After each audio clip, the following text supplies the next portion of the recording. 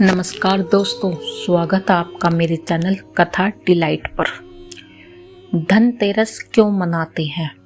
क्या है धनतेरस की कहानी? तो चलिए सुनते हैं। कार्तिक मास के कृष्ण पक्ष की त्रयोदशी तिथि को धनतेरस का पर्व मनाया जाता है। शास्त्रों के अनुसार इस तिथि को समुद्र मंथन के समय भगवान धनतरी अमृत कलश लेकर प्रकट हुए थे। इस वजह से इस तिथि धनतेरस या धनत्रयोदशी के नाम से भी जाना जाता है। भगवान धनतरी के अलावा इस दिन माता लक्ष्मी, धन के देवता कुबेर और मृत्यु के देवता यमराज की भी पूजा की जाती है। इस दिन दीपावली का पर्व शुरू हो जाता है और इस दिन सोना, चांदी और नए बर्तन खरीदना बहुत शुभ माना जाता है। आइए जानते हैं धनतेरस क्यों मनाया जाता है और इसके पीछे की क्या कहानी है। भारतीय संस्कृति में स्वास्थ्य को ही सबसे बड़ा धन माना गया है। इस दिन को राष्ट्रीय आयुर्वेदिक दिवस के रूप में भी मनाया जाता है। मान्यता है कि भगवान धनतरी को भगवान विष्णु का अंश माना जाता है और उन्होंने ही संसार में चिकित्सा विज्ञान का प्रचार और प्रसार किया है। इस दिन घर के द्वार पर तेरस दीपक जलाए जाने की भी प्रथा है। धनतेरस दो शब्दों से मिलकर बना है, पहला धन और दूसरा तेरस, जिसका अर्थ होता है धन का 13 गुना। भगवान धनवंतरि के प्रकट होने का कारण इस दिन को वेद समाज धनवंतरि जयंती के रूप में मनाया जाता है। शास्त्रों में वर्णित कथाओं के अनुसार समुद्र मंथन के दौरान भगवान धनवंतरि हाथों में अमृत कलश लेकर प्रकट हुए थे। जिस तिथि को भगवान प्रकट समुद्र से निकले वह कार्तिक मास के कृष्ण पक्ष की त्रयोदशी थी। भगवान धनवंतरि समुद्र से कलश लेकर प्रकट हुए थे, इसलिए इस अवसर पर बर्तन खरीदने की भी परंपरा चली आ रही है। भगवान धनवंतरि को भगवान विष्णु का अंश माना जाता है और उन्होंने पूरी दुनिया में चिकित्सा विज्ञान का प्रचार और प्रसार किया था।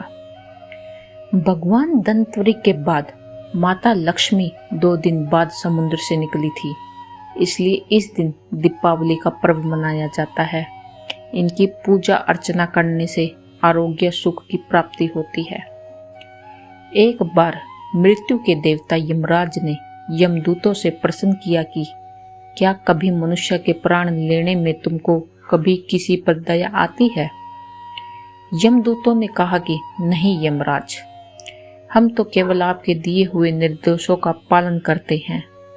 फिर यमराज ने कहा कि बेझिझक होकर बताओ कि क्या कभी मनुष्य के प्राण लेने में दया आई? तब एक यमदूत ने कहा कि एक बार ऐसी घटना हुई है जिसको देखकर हृदय पसीज गया। एक दिन हंस नाम का एक राजा शिकार पर गया था और वह जंगल के रास्ते में भटक गया था। भटकते भटकते दूसरे राजा की सीमा पर चला गया। वहां एक हेमा नाम का शासक था। उसने पड़ोस के राजा का आदर सत्कार किया। उसी दिन राजा की पत्नी ने एक पुत्र को भी जन्म दिया। ज्योतिषियों ने ग्रह नक्षत्र के आधार पर बताया कि इस बालक की विवाह के 4 दिन बाद ही मृत्यु हो जाएगी। तब राजा ने आदेश दिया कि इस बालक को यमुना तट पर एक गुफा में ब्रह्मचारी के रूप में रखा जाए और स्त्रियों की परछाई भी वहां तक नहीं पहुंचनी चाहिए। लेकिन विधि के विधान को तो कुछ और ही मंजूर था। संयोगवश राजा हंस की पुत्री यमुना तट पर चली गई और वहां राजा के पुत्र को देखा। दोनों ने गंधर्व विवाह कर लिया। विवाह के 4 दिन बाद ही राजा के पुत्र की मृत्यु हो गई। तब यमदूत ने कहा कि उस नवविवाहिता का करुणा विलाप सुनकर हृदय पसीज गया था।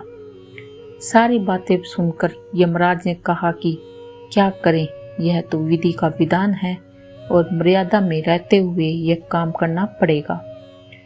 तब यमदूतों ने पूछा कि ऐसा कोई उपाय है जिससे अकाल मृत्यु से बचा जा सके?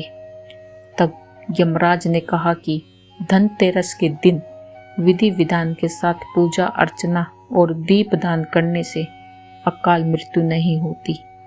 इसी घटना की वजह से धनतेरस के दिन भगवान धन्वंतरी माता लक्ष्मी की पूजा की जाती है और दीपदान भी किया जाता है। धन्यवाद।